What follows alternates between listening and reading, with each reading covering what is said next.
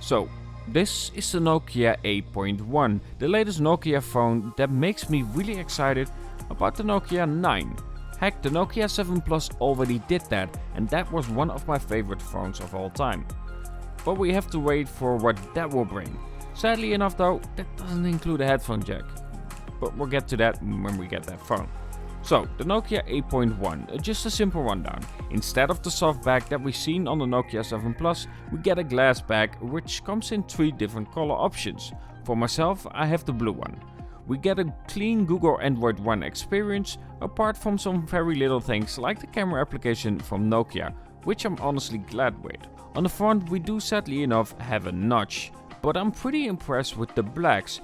This one has the notch hidden the best from the phones I have used for myself. And then of course at the back we have a 2-camera setup with size optics, and I keep saying, in terms of color and contrast, I just love what they are doing. And I'm not alone. I did a comparison with 2 shots that I made between the Nokia 8.1 and the Note 9.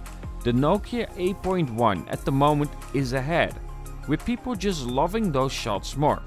And then also I did some video recording with the Nokia 8.1, and in 1080p, I'm gonna test all the modes of course. In 1080p the stability is crazy good. Really impressive for a phone at this price. So, what do you think about the Nokia 8.1?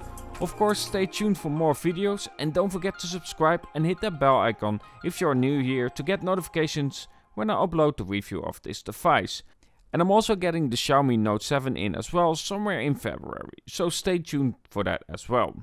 Have a good one and talk to you guys soon.